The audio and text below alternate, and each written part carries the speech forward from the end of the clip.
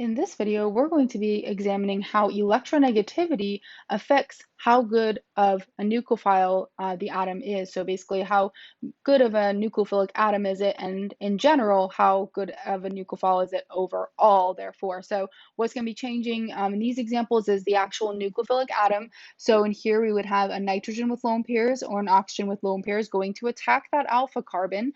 We're going to be using the same electrophile in all of these examples, and that's going to be this electrophile here. So we have an alpha carbon, we have one more CH3, and we have our leaving group. So this extra CH3 in these transition states will be drawn at the top. It doesn't really matter which position of the three we drew the CH3 in, but for our examples, we're going to have this at the top. So that's going to be our extra CH3 out here. Our alpha carbon itself is going to be shown in the middle. That's where that reaction's happening. That's what we really care about, that carbon specifically. And our leaving group is going to be shown to the right. Doesn't have to always be this way, but this is the way that we're going to show it, just so that we can kind of be a little bit consistent, and we're going to really be able to see those differences in the nucleophiles. So in these transition states, if we're thinking about the nucleophile attacking this electrophile, we're going to have a nitrogen atom coming in for the attack. This nitrogen originally is neutral. If it's starting to use its lone pairs to go and attack that alpha carbon, it's starting to become positive. It's starting to reduce that delta minus type charge on it. It's starting to become delta plus. And so as the nitrogen goes to attack, it's going to get this partial positive.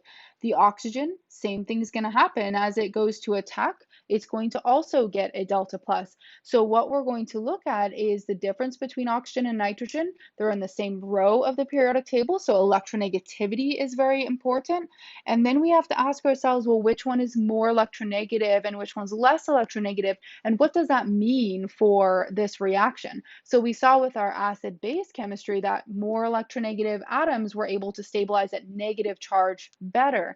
What we're talking about here though is this atom actually getting a partial positive charge. So we have to think about how would a more electronegative atom handle that delta plus versus a less electronegative atom. So electronegative atoms, they really like that electron density. They want it around it.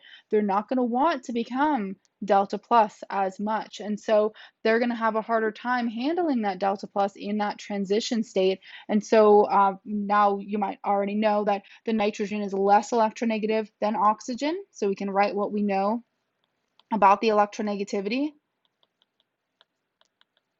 So nitrogen is less electronegative than oxygen. That means it's going to handle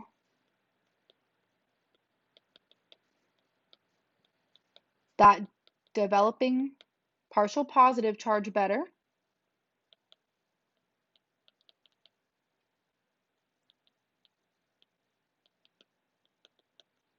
In its transition state. And what that's going to mean for that transition state, if that nitrogen's handling that delta plus better, is going to mean that that transition state is going to be lower in energy.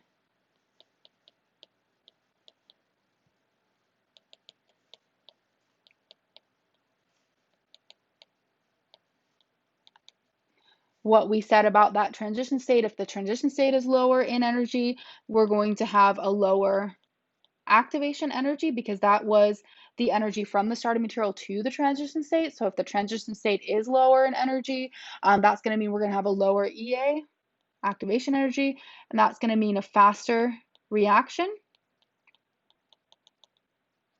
And that's going to mean a better nucleophile.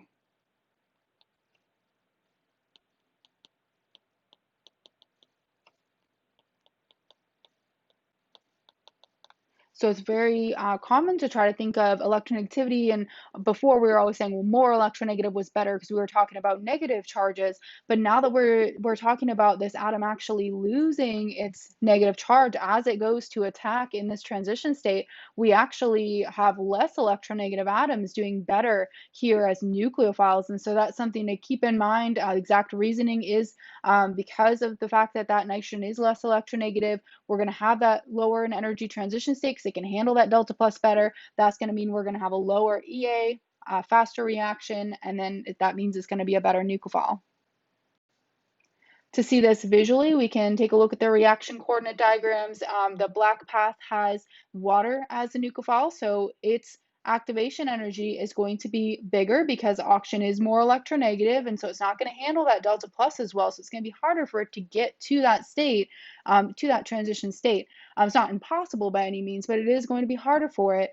For the nitrogen, because it's less electronegative, we're actually going to be handling that delta plus better. So our transition state is going to be lower in energy. That means we're going to have that lower activation energy, and that's going to be the faster reaction. So we would say that NH3 is the better nucleophile because it does that reaction, that SN2 reaction, does it faster.